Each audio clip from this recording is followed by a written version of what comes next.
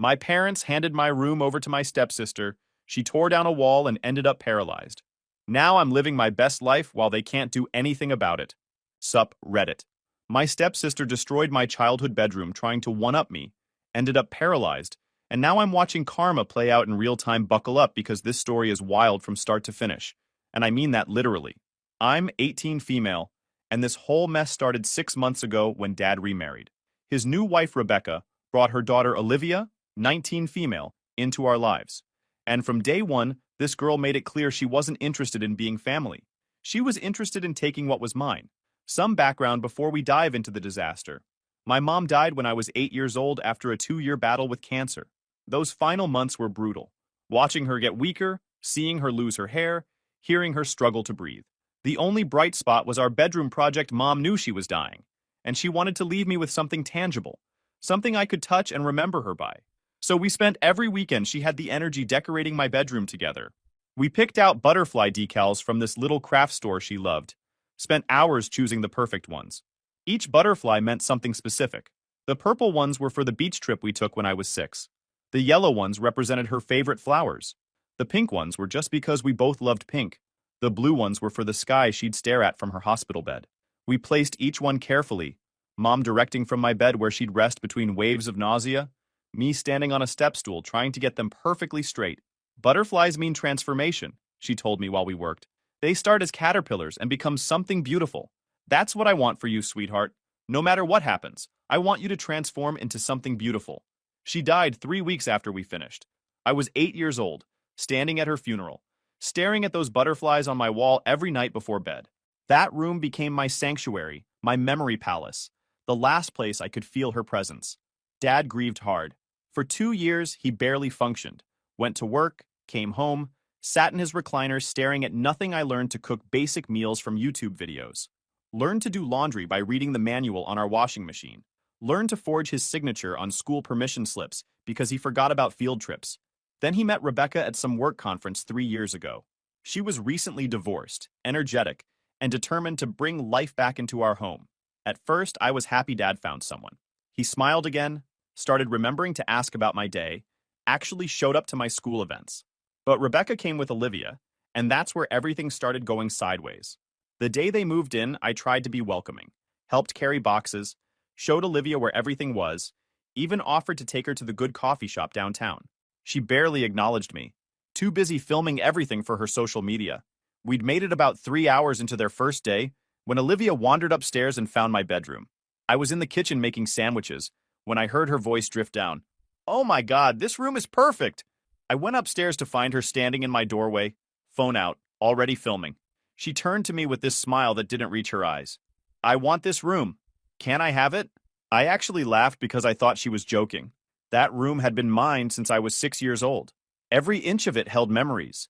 The corner where Mom and I did jigsaw puzzles during her good days, the window seat where she'd read to me at night, the closet where we'd hidden birthday presents for Dad. "That's my room," I said, still smiling because surely she was kidding. "The guest room is right next door. It's actually bigger and gets better light in the morning." Olivia's smile faded. She walked into my room without permission, trailing her fingers along my bookshelf, picking up photos of me and Mom, examining them like they were items in a store. "The guest room is boring," she said, setting down a photo of Mom and me at the beach without looking at it. "This room has character. And look at this antique vanity desk." She sat down at Mom's vanity, the one piece of furniture that was undeniably, irreplaceably Mom's. "This would be perfect for my makeup collection." My jaw actually dropped. The casual entitlement, the complete disregard for boundaries, the way she was touching Mom's things like they were public property, it was staggering. "That was my mom's," I said, voice tight. "She used that vanity every morning. That's not going anywhere." Olivia examined her reflection in the mirror, completely ignoring what I'd just said. She pulled out her phone and took a selfie, then turned to me with that fake smile again. "I know this is your room now, but I really think it would work better for me. The guest room has barely any closet space, and I have a lot of clothes. Plus, butterflies and pink are literally my favorite things. It's like this room was meant for me." "It was meant for me and my mom," I replied, anger starting to bubble up. "We decorated it together before she died. Those butterflies, we placed every single one.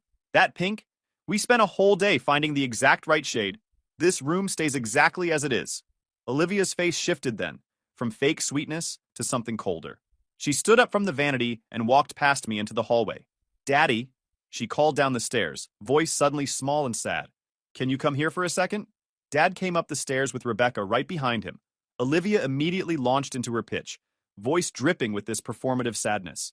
I don't want to cause problems, but the guest room is really small and dark. This room has so much more space and natural light.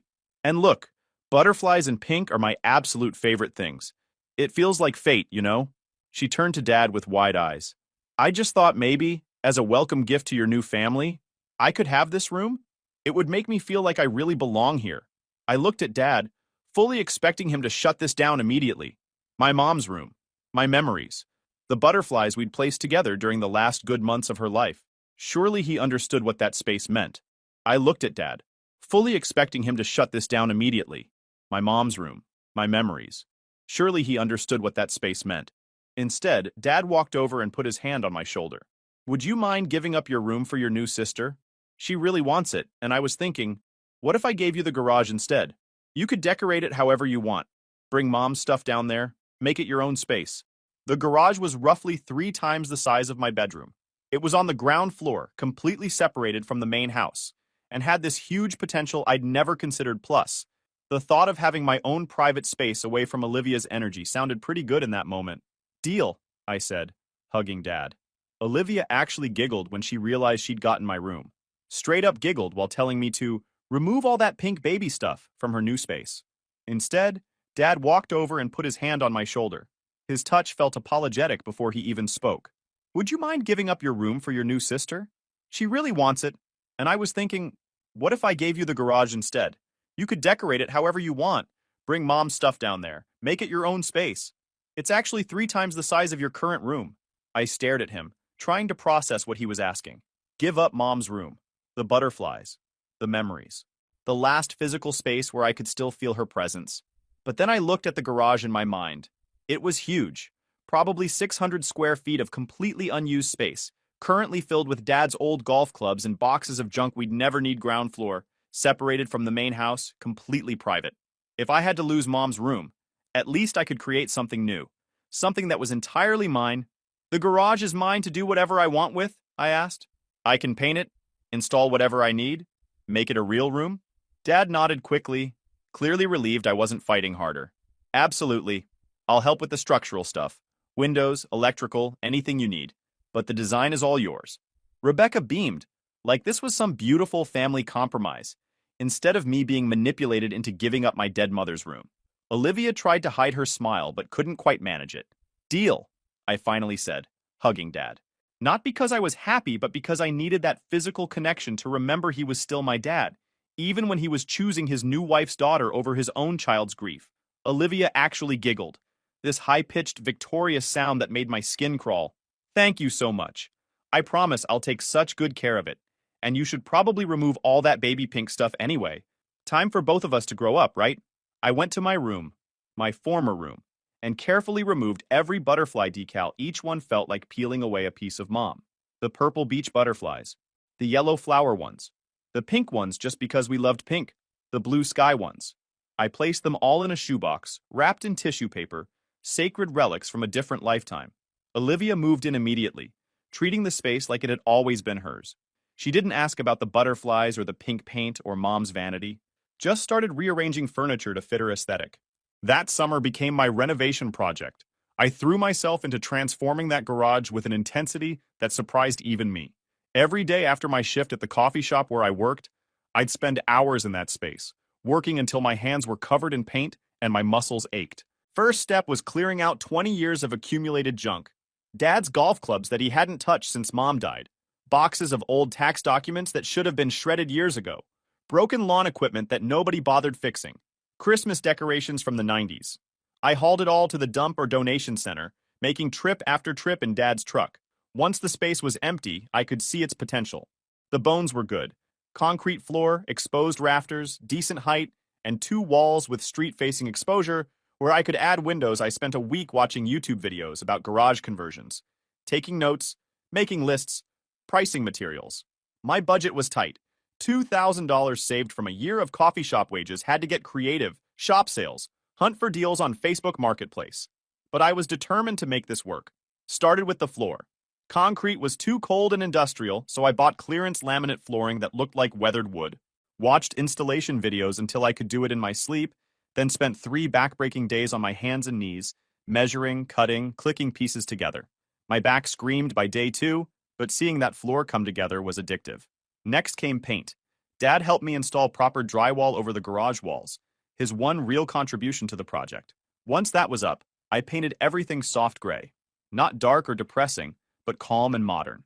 Took 3 coats to cover properly, and my arm was sore for a week, but it transformed the space. The built-in bookshelves were my biggest project. I designed them myself using free CAD software I found online, then bought lumber piece by piece as my paychecks came in. Dad's friend Gary, who was a retired carpenter, came over a few times to teach me proper measurement and cutting techniques. We built those shelves together over 2 weekends, Gary showing me how to use his table saw, how to make joints properly, how to sand and finish wood. "You've got good hands," Gary told me while we worked. "Patient, careful. Those are the marks of a real craftsperson."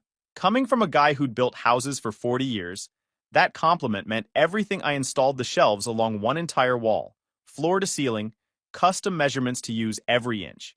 Painted them white to contrast with the gray walls, added some discreet lighting strips behind them so the books would glow at night.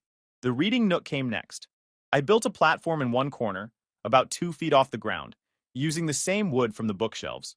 Covered it with outdoor carpet samples I got for free from a flooring store that was updating their displays. Added a pile of floor cushions I found at a thrift store and recovered with fabric remnants. Strung fairy lights along the rafters above it, creating this magical overhead canopy of warm light. For the desk area, I repurposed an old door I found at Habitat Restore. Gorgeous solid wood with vintage hardware, mounted it on 2 filing cabinets I bought for $10 each at a yard sale, painted them to match the room. That door became my desk, big enough to spread out homework and art projects, positioned to face the backyard. The window was Dad's gift, one double-paned window that let natural light pour in, and gave me a view of the garden Mom had planted years ago. I'd sit at that desk watching hummingbirds visit the feeder, and it felt like she was still there somehow. Added a mini projector I'd saved up for, $150 on sale, mounted on the ceiling beam above my bed so I could watch movies on the opposite wall. Hung floating shelves around the room for plants, photos, little decorative things that made the space feel personal. The final touch was Mom's stuff. I brought down her vanity and positioned it as a nightstand beside my bed. Hung all our favorite photos on a gallery wall. Beach trips, birthday parties, random Tuesday afternoons that had meant nothing then, but meant everything now. Placed her jewelry box on one of the floating shelves where I could see it from my reading nook. 4 months of work. Every evening, every weekend, every spare moment poured into creating this space. My hands were calloused, my bank account was empty, but I had built something extraordinary. The first night I slept in the completed room, I cried, not sad tears, but this overwhelming mixture of grief and pride. Mom wasn't there to see what I'd created, but somehow I felt like I'd honored her memory better than I ever could have by staying in that pink room upstairs. By the time school started, my garage room was basically a studio apartment that would make designers jealous. My friends went absolutely nuts over it. The first time I had people over, my best friend Jamie walked in and literally stopped in her tracks. "Are you kidding me right now? This is what you built? By yourself?" Word spread fast. People from school I barely knew were messaging me, asking if they could see the legendary garage bedroom everyone kept posting about. Every weekend became an open house situation. Friends bringing friends, everyone taking photos, posting them online with captions about how this was their dream room. The reading nook became the official hangout spot. We'd pile in there with snacks and music, fairy lights glowing overhead, just existing in this space I'd created from nothing. Kids from the art program started asking if they could sketch the room for their portfolio projects. The photography class wanted to use it as a location for their year-end exhibition. I won't lie, I was proud. For the first time since Mom died, I'd created something that was entirely mine, something beautiful that made people happy. The compliments felt validating after years of being the quiet kid nobody noticed. But every person who praised my room, every social media post tagging me in photos of the space, every "this is the coolest room I've ever seen" comment, they all fed Olivia's jealousy like gasoline on a fire. I didn't realize how bad it had gotten until I came home one afternoon and found her standing in my garage doorway, arms crossed, face twisted with anger. She'd let herself in even though I'd asked her to text before coming to my space. Having another party tonight? She asked, voice dripping with sarcasm. Just Jamie coming over to study, I replied, setting down my backpack. Of course. Everyone always wants to come to your perfect little studio. Nobody asks to hang out in my room anymore. She gestured around like the space personally offended her. You've made me look bad in front of all our friends. How did I make you look bad? I just decorated a room. You showed off, she snapped. You made sure everyone knew how talented and creative you are, how you could build something amazing, while I'm just stuck with a regular bedroom. That's when I realized we were playing completely different games. I'd built the garage room as a healing project, a way to process grief and create something positive. Olivia saw it as competition she'd already lost. The next week, Olivia stormed into Dad and Rebecca's bedroom while I was downstairs doing homework. Her voice carried through the whole house, shrill and accusatory. She has a whole studio apartment while I'm stuck in a regular bedroom? This isn't fair. I'm the new family member. I'm supposed to get special treatment to feel welcome. That's how blended families work. I heard Rebecca's immediate response, jumping to her daughter's defense. She's right, honey. We talked about making Olivia feel included. Maybe we should let her have the garage after all the work is done. The pink room is perfectly nice for her. My stomach dropped. After 4 months of work, after $2,000 of my own money, after every hour I'd poured into that space, they were considering giving it to Olivia? But Dad held firm for once. She spent her own money decorating that space, worked on it every single day for months. The garage is hers now. Olivia, you got exactly what you asked for. The pink butterfly room discussion over. I heard something crash upstairs, probably Olivia throwing something in rage, followed by hyperventilating sobs. Then her voice, shaky but determined. Fine.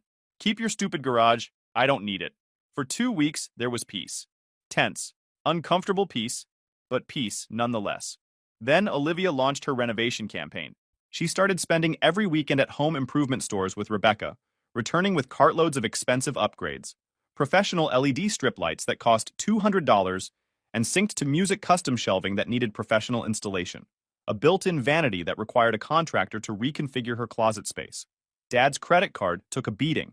Every weekend brought new charges.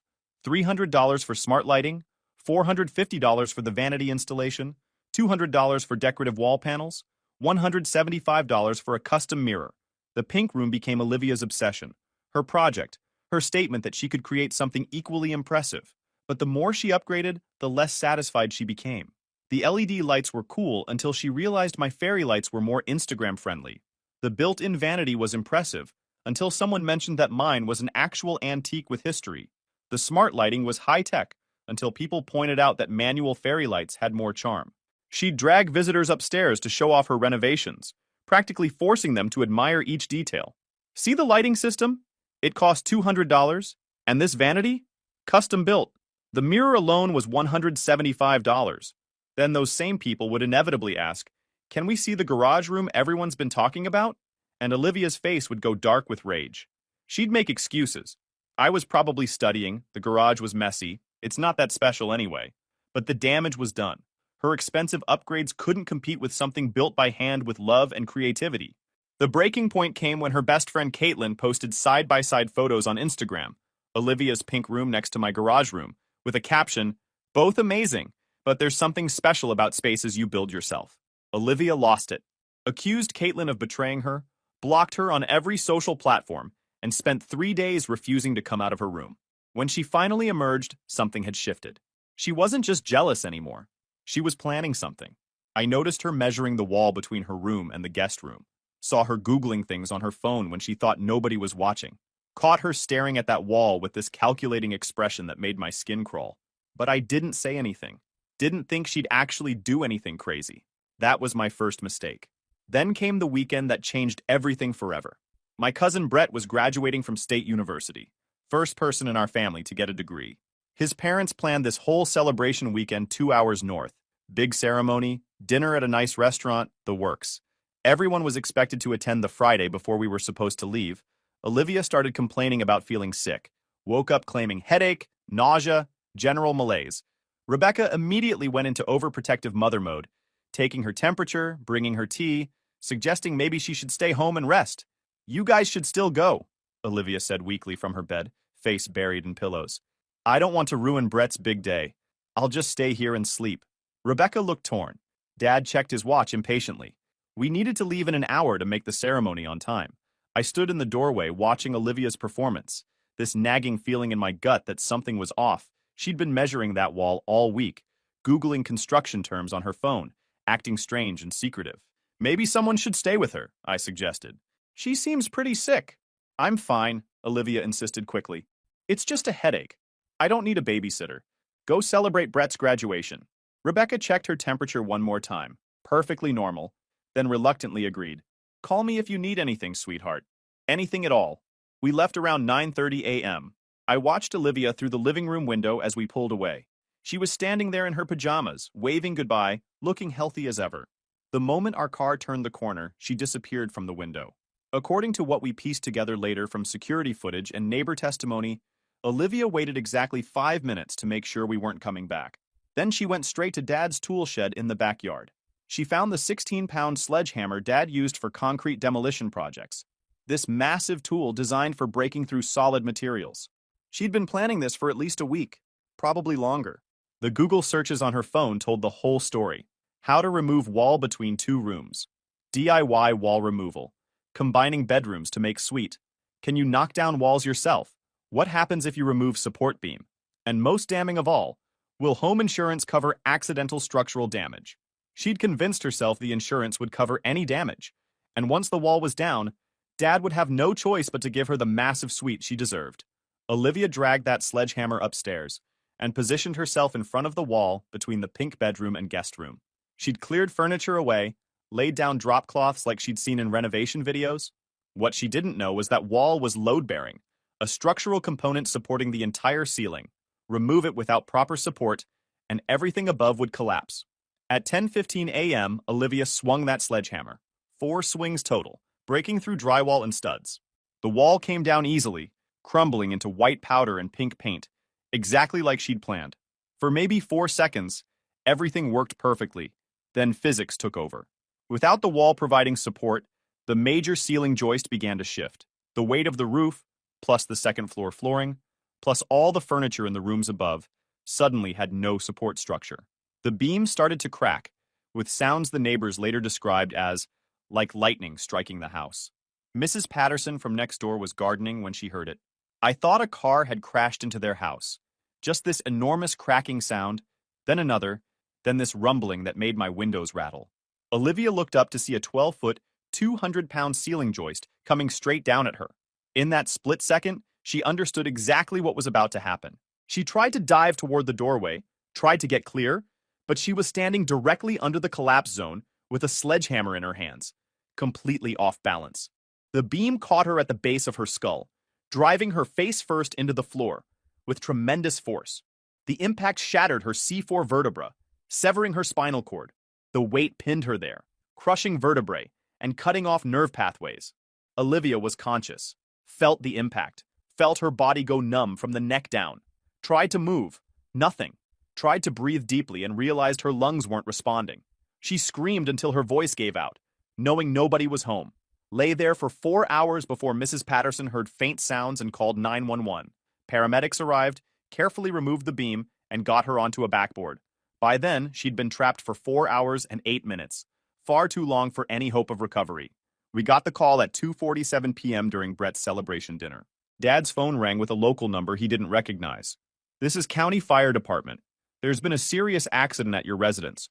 Your daughter has been transported to Regional Medical Center with critical injuries. You need to get there immediately.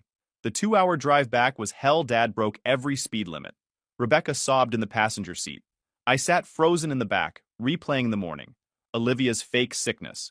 Her insistence we leave. The strange behavior all week. She'd planned this. I knew it. This wasn't random.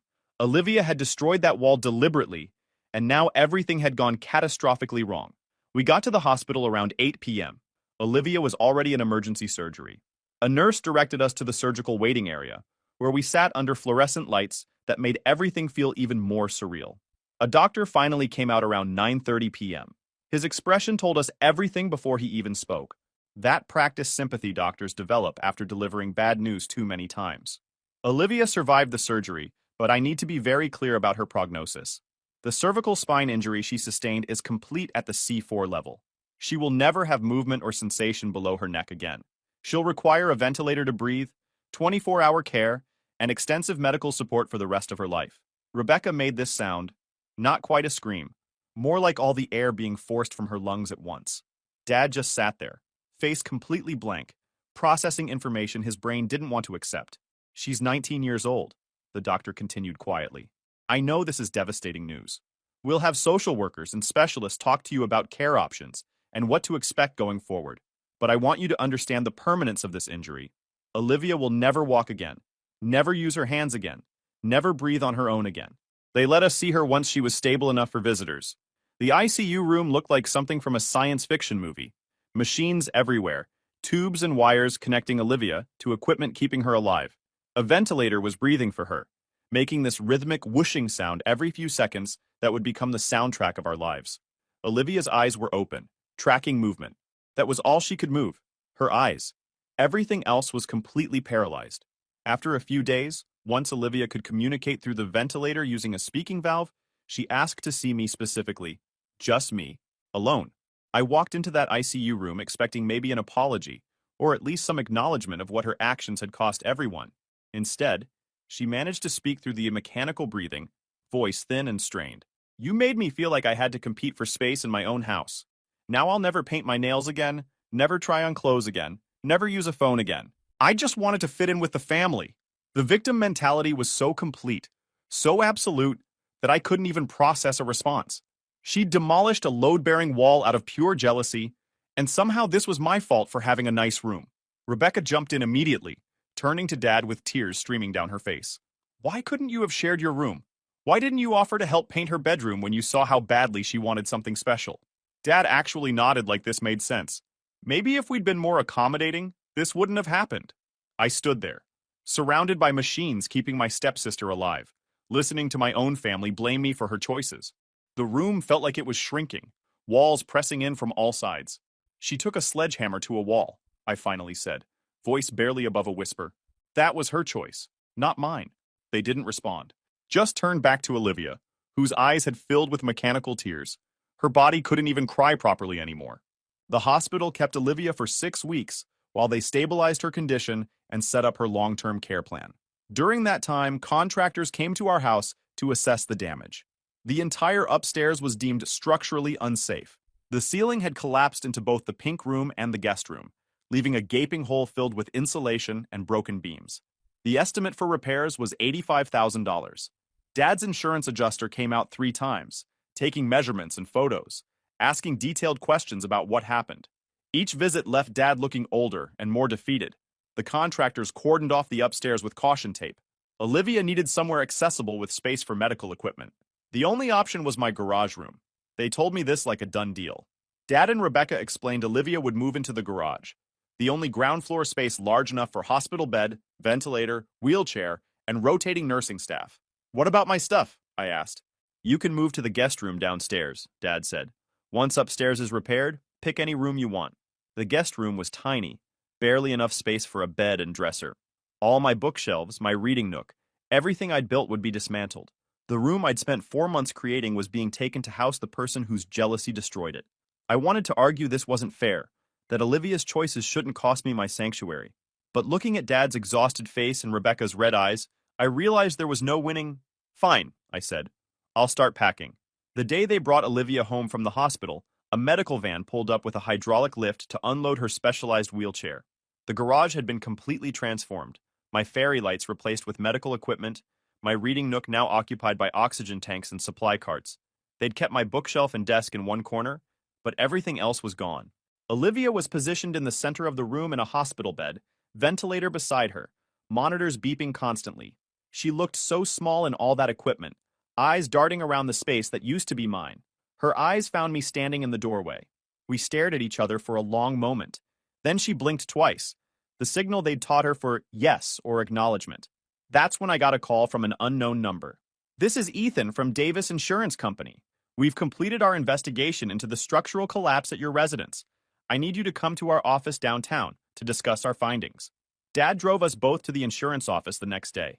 We sat across a desk from Ethan and another investigator while they laid out what they'd discovered, Turns out, insurance companies investigate everything suspicious, and 19-year-old demolishes load-bearing wall while home alone. Definitely qualified as suspicious. They'd pulled Olivia's search history from the week before the collapse. She'd Googled, how to remove wall between two rooms? Can you knock down walls yourself? What happens if you remove support beam? And most damning of all, will insurance cover accidental home damage? Olivia hadn't just made a reckless mistake. She'd planned this, researched it, knew it was dangerous but convinced herself the insurance would cover any problems. Due to the intentional nature of the demolition and the code violations involved, Ethan explained, reading from a document, we're denying the structural damage claim.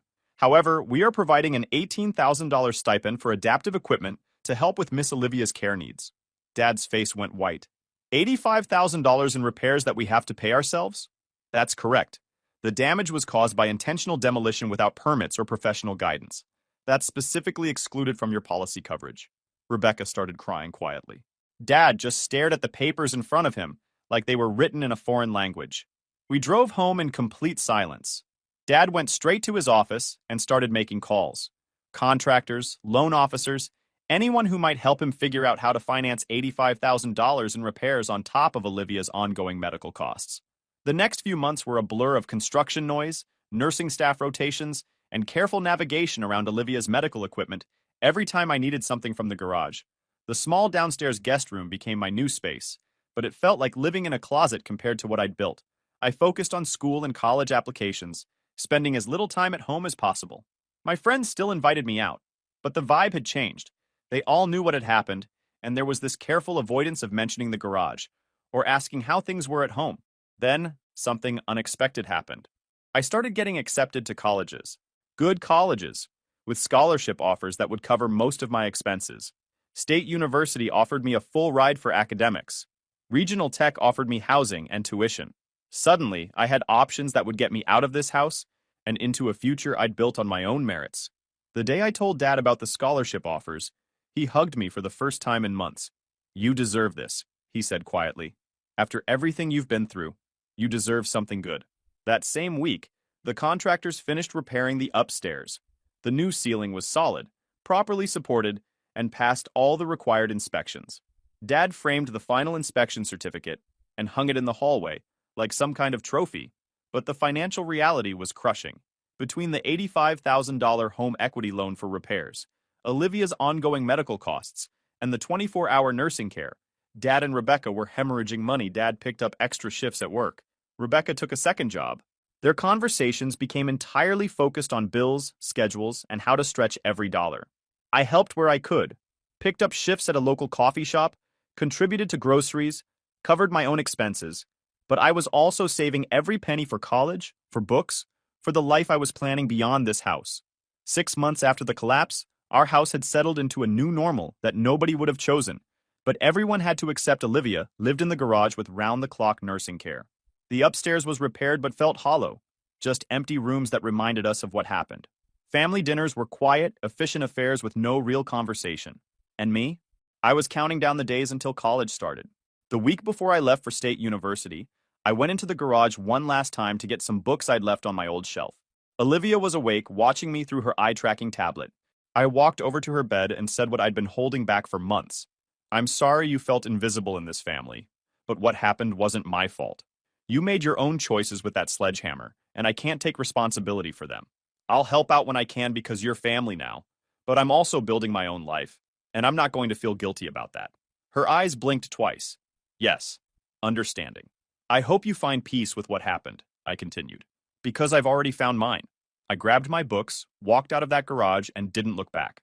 Now I'm living in a dorm room I decorated exactly how I wanted. My roommate and I hung fairy lights across our ceiling, built a reading nook with pillows we found at a thrift store, and covered our walls with photos of people and places we love. It's not as big as the garage was, but it's mine. My friends from home still text me pictures of their rooms, asking for decorating advice. I still help them brainstorm layouts and color schemes. And every single time, I'm reminded that the space I create is valuable, not because it makes other people jealous, but because it makes me happy. Last week, Dad sent me a photo. They'd painted the upstairs bedrooms and were renting them out to college students to help cover Olivia's medical expenses. The extra income was helping them get back on their feet financially. Rebecca had started working with a support group for parents of paralyzed children, and Dad joined a caregiver support network they were adapting, learning to live with the consequences of that day. And Olivia? According to Dad's updates, she's working with an adaptive technology specialist to learn graphic design using her eye-tracking computer.